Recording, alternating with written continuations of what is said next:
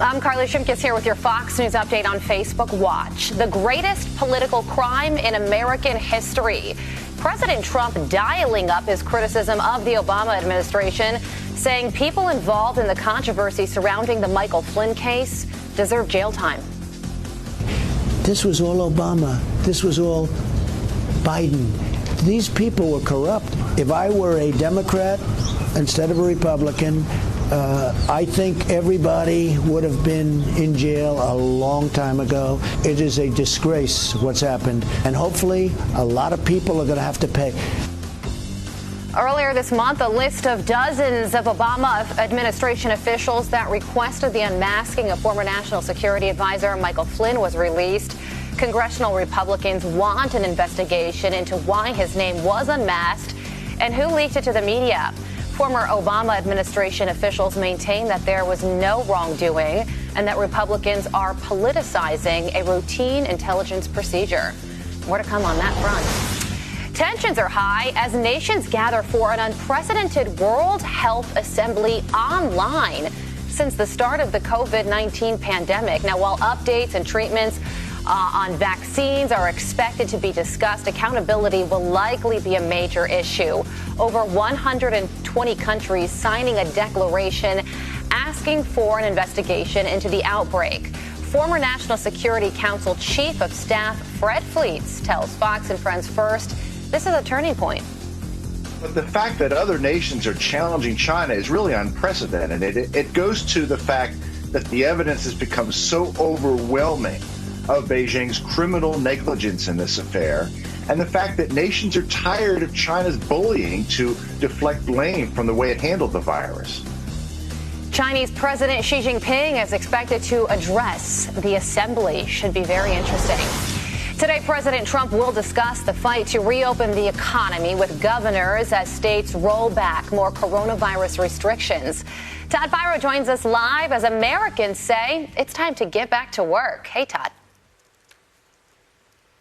Hey, Carly, good to see you. The president's push to reopen the country on full display in the coming hours. First, as he works with a restaurant industry absolutely decimated by the pandemic. Then it is on to a call with the nation's governors as many of their states take big steps to reopen parts of their economies today. But in addition to this map of states easing restrictions, another map is emerging of states now facing lawsuits over their pandemic orders. California alone is facing at least a dozen suits, including claims that the state has unjustly closed down gun shops and religious services, infringed on freedoms of speech and assembly by restricting protest, and even one case alleging that being forced to stay home is a type of detention without due process. Meantime, on the other side of the country, scenes like this outside popular bars in New York City, people getting takeout cocktails and then staying to enjoy their drinks on packed sidewalks in violation of social distancing guidelines. And with the weather heating up, New York City Mayor Bill de Blasio with a warning about quarantine fatigue when it comes to the city's beaches. If people are smart about it and listen to the rules, great. If not, we actually might have to put up fencing to keep people off the beach. I don't want to do it, but if I have to, I will. We are so far from being out of the woods here in New York City. We're still the epicenter. And Carly, more than 272,000 people have recovered from the virus so far here in the U.S. Back to you. All right. Good news there, Todd. Thanks so much. Meantime, federal officials now requiring nursing homes to submit the number of coronavirus infections and deaths. Health officials want to assess how the virus has affected the elderly in nursing homes across the country. Information collected weekly will be published online by end of May, along with the names of the nursing homes. This is Outraged, focused on New York Governor Andrew Cuomo's policies. New York GOP Councilman Joe Borelli tells Fox and Friends First there will be an investigation. I think we're going to get the answers to these questions. I think they might be ugly. I think they might not be pretty. I think they might affect the reputation that Andrew Cuomo has garnered throughout this the course of this COVID crisis. The governor has been criticized for his decision to send patients back to nursing homes after they tested positive for the virus. That has since been reversed.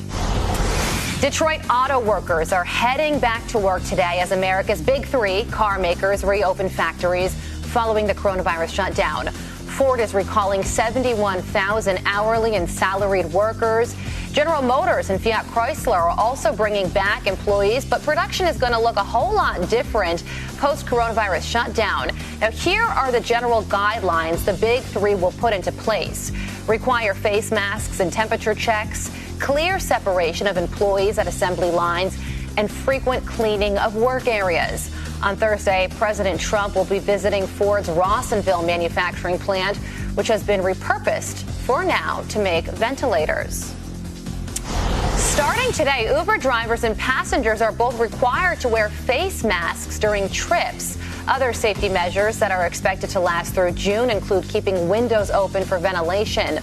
Also today in Seattle, face masks are required for anyone inside the Seattle-Tacoma International Airport. Well, check this out. One Michigan priest that went viral for his water gun filled with holy water is speaking out for the first time. Father Tim Pellick finding this unique way to administer blessings on Easter while still social distancing. The good father says, quote, the original idea was to do something for the kids of the parish. They were about ready to have an Easter unlike any of their past. So I thought, what can we still do that would observe all the protocols of social distancing? He came up with a water gun. Social media loving the idea. One user writing, for those who truly need salvation, he uses a super soaker. And another joking, you can't have church without pews. With this ring, you'll be fed. A New Jersey couple was supposed to be married this weekend, but canceled over coronavirus fears. Instead, family and friends drove by their home and stopped to donate money and food for their local food bank. It's a beautiful thing that they're doing. Woo! Well, here's the best part. In 24